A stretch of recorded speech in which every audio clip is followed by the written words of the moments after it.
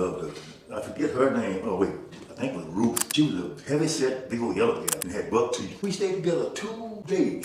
She's too big for me to carry her, so I just pulled out the car and laid on that trash.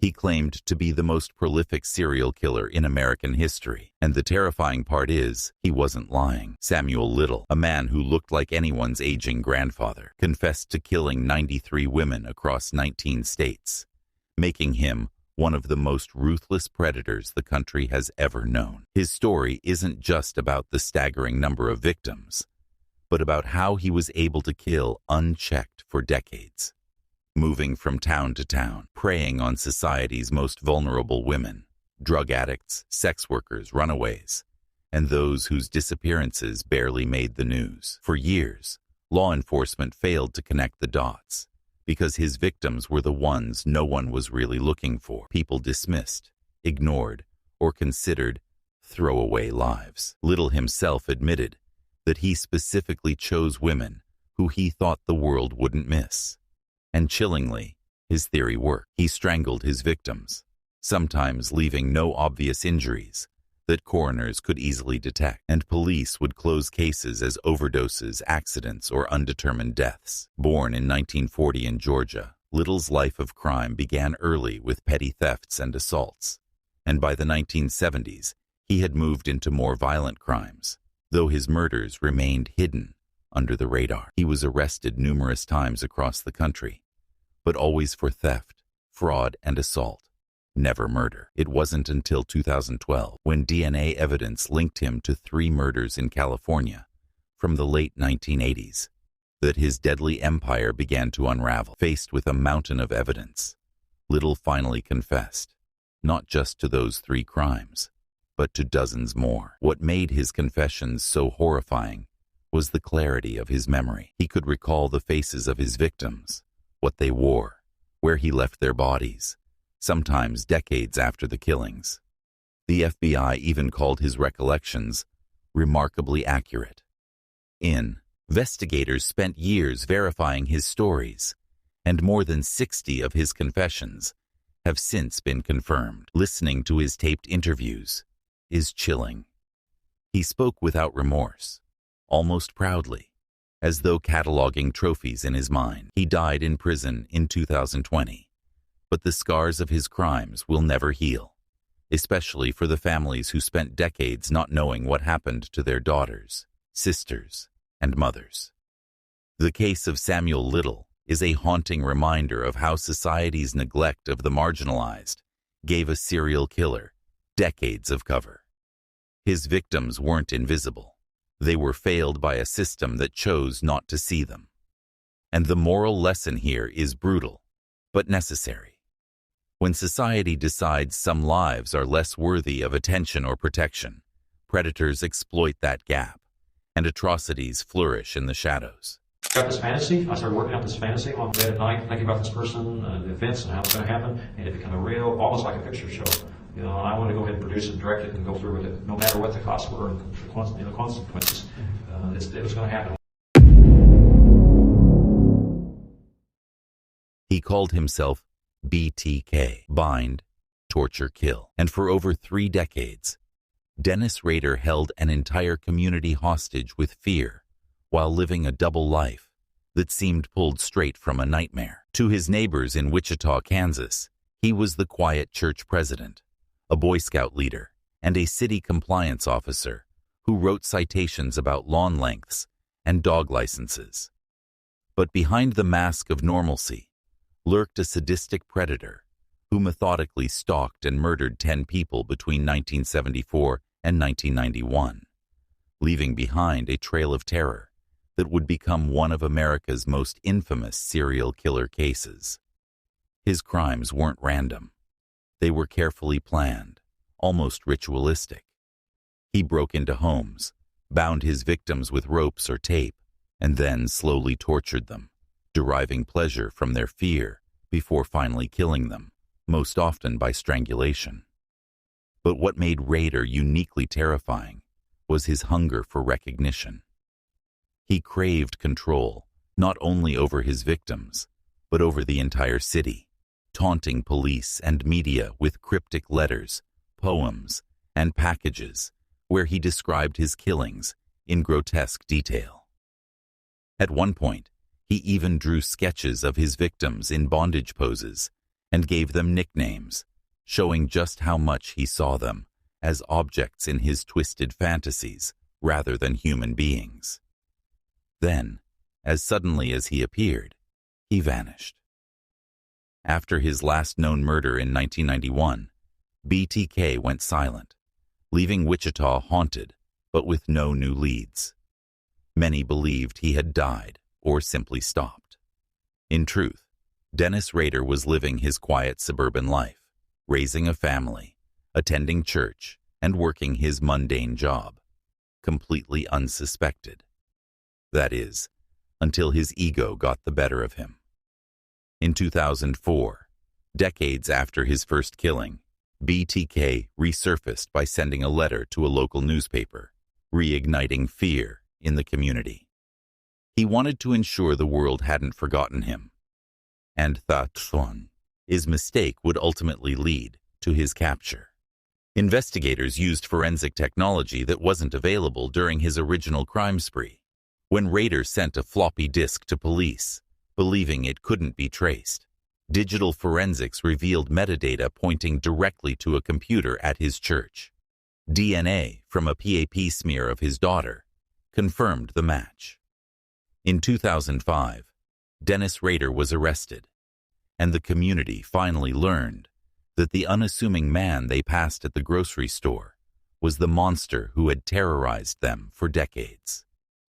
During his chilling courtroom confession, Rader described his crimes in cold, methodical detail, recounting each murder as though he were reading from a script, devoid of empathy or remorse. It was this eerie calmness that left survivors, families, and the world stunned. He was not a man consumed by rage or impulse, but a predator, driven by compulsion, fantasy, and a need for dominance. Sentenced to 10 consecutive life terms, Rader will never walk free again. But the case remains a chilling study in how a killer can hide in plain sight, blending into the fabric of a community while committing unspeakable horrors. The moral reflection is as unsettling as the crimes themselves. Evil doesn't always wear a monstrous face. Sometimes it wears the mask of a neighbor, a father, a leader in the church, someone who seems ordinary but harbors a darkness that thrives in secrecy. Rader's story is a warning about complacency, about the dangers of underestimating the power of manipulation and hidden cruelty. It reminds us that the most frightening killers are not those who stand out, but those who can disappear into normal life, smiling while plotting terror in the shadows. I had these obsessive desires. I don't know how to put it. That's why you killed them. Right. Not because I was angry with them, not because I hated them, but because I wanted to keep them with me. As my obsession grew, saving body parts such as skulls, skeletons. He was called the Milwaukee Cannibal, a name that even now sends shivers down the spine, and for good reason. Jeffrey Dahmer's crimes were so grotesque, so far beyond the bounds of human comprehension, that they have remained etched in the public consciousness decades after his arrest in 1991. Dahmer murdered and dismembered 17 young men and boys between 1978 and 1991. But it wasn't just the killings that horrified the world. It was what he did afterward. He lured his victims, often men he met at gay bars or on the street, with promises of money, alcohol, or companionship, only to drug them, strangle them, and perform acts of necrophilia and cannibalism on their bodies. His apartment, when police finally discovered it, was a house of horrors. A refrigerator with severed heads, freezers containing body parts, acid-filled vats with dissolving remains, and Polaroid photos documenting every stage of his gruesome process. To outsiders, Dahmer had seemed like a quiet, awkward man, someone who worked at a chocolate factory, someone whose neighbors described as strange, but not dangerous. In fact, one neighbor even recalled the foul smell from his apartment, which Dahmer explained away as spoiled meat or exotic fish gone bad. The deception was chilling. While people went about their daily lives, Dahmer was operating a private slaughterhouse behind his apartment door. What made Dahmer's case even more disturbing was the repeated missed opportunities to stop him. On at least one occasion, a young boy escaped Dahmer's apartment and was found by neighbors wandering in a dazed, incoherent state. Police were called, but when Dahmer calmly told officers that the boy was his partner and they had simply had a domestic dispute, the officers left the child in Dahmer's custody. Hours later, that boy was dead. These failures only added to the horror when Dahmer's full crimes were revealed. His arrest came almost by accident, when one intended victim, Tracy Edwards, managed to escape and flag down 2 Milwaukee police officers. Edwards led them back to Dahmer's apartment, where they discovered not only the tools of his murders, but the evidence of years of unimaginable brutality. When confronted, Dahmer confessed in detail, chillingly calm and cooperative, as if relieved that his reign of terror was finally over. In court, Dahmer admitted to everything, showing little emotion, though at times he described his acts as compulsions he could not control. Psychologists later debated whether Dahmer was insane or calculating, but the jury found him legally sane and guilty. He was sentenced to 15 consecutive life terms, ensuring he would never walk free again. Yet even in prison, Dahmer's name remained synonymous with horror. He spent his final years in isolation and eventually in a work program, but his notoriety made him a target. In 1994, he was beaten to death by another inmate, Christopher Scarver, a violent end for a man who had inflicted so much suffering. Dahmer's story forces us to confront uncomfortable truths about human darkness. It is not just about the killings. It is about how he lived undetected for so long, how warning signs were ignored, and how systemic failures allowed his crimes to continue. The legacy of Jeffrey Dahmer is not just his body count, but the way he revealed the terrifying potential for evil to hide in plain sight, wrapped in an unassuming exterior. The moral reflection is haunting. Monsters are not always strangers lurking in the dark. Sometimes they are the quiet neighbor across the hall, the man who smiles politely in passing, all while carrying secrets too horrifying to imagine. Kenyel Brown was not the kind of killer who stalked his victims for weeks or left behind elaborate crime scenes to be studied by investigators. His violence was raw, chaotic, and terrifyingly unpredictable. And what makes his story so disturbing is how many chances the system had to stop him before his killing spree left Detroit shaken and scarred. Brown, who became known as one of Detroit's most dangerous fugitives in 2020, was tied to at least 6 murders committed over a span of weeks, a wave of violence that seemed to come from nowhere, but in reality had been building for years through a life of crime, drug abuse, and broken promises from both him and the justice system. Born and raised in Detroit, Brown had been in and out of prison for much of his adult life, a repeat offender with convictions for drug dealing, assault, and weapons charges. But what set him apart was his role as a federal informant, someone who worked with law enforcement while at the same time continuing to break the law. He received leniency from courts and parole boards in exchange for cooperation, and each time he was released back into society, his crimes escalated. By early 2020, Brown was already known as dangerous, but what unfolded in February of that year shocked the community. In a matter of days, He gunned down multiple people in separate incidents across Detroit, including acquaintances, romantic partners, and even strangers. Each murder seemed senseless, without clear motive beyond rage, impulse, or the need to silence someone who could expose him. His victims ranged in age and background, but what united them was the brutality of their deaths and the fear they left behind.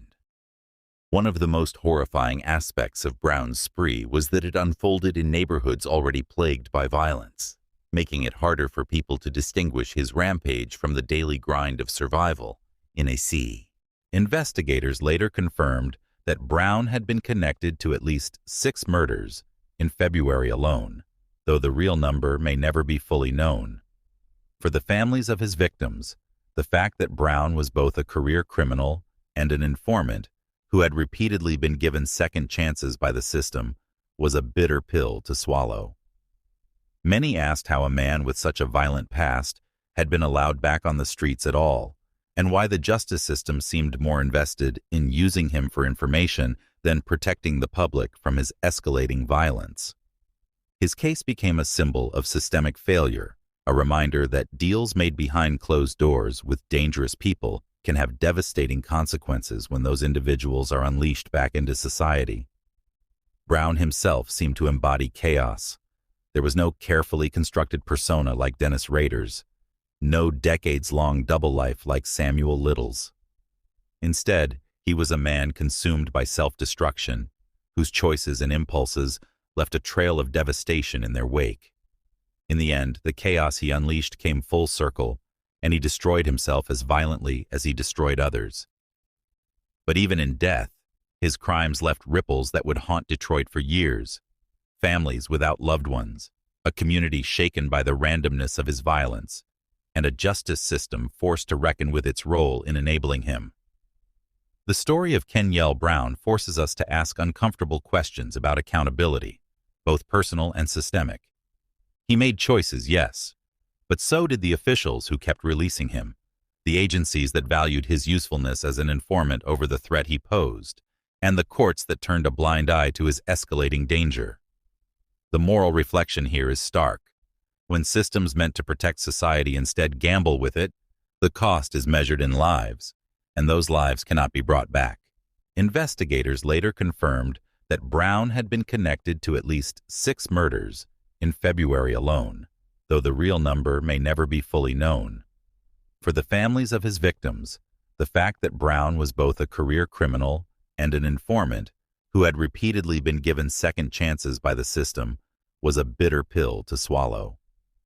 Many asked how a man with such a violent past had been allowed back on the streets at all, and why the justice system seemed more invested in using him for information than protecting the public from his escalating violence. His case became a symbol of systemic failure, a reminder that deals made behind closed doors with dangerous people can have devastating consequences when those individuals are unleashed back into society. Brown himself seemed to embody chaos. There was no carefully constructed persona like Dennis Rader's, no decades-long double life like Samuel Little's. Instead, he was a man consumed by self-destruction, whose choices and impulses left a trail of devastation in their wake. In the end, the chaos he unleashed came full circle, and he destroyed himself as violently as he destroyed others. But even in death, his crimes left ripples that would haunt Detroit for years. Families without loved ones, a community shaken by the randomness of his violence, and a justice system forced to reckon with its role in enabling him. The story of Kenyel Brown forces us to ask uncomfortable questions about accountability, both personal and systemic. He made choices, yes, but so did the officials who kept releasing him, the agencies that valued his usefulness as an informant over the threat he posed, and the courts that turned a blind eye to his escalating danger. The moral reflection here is stark.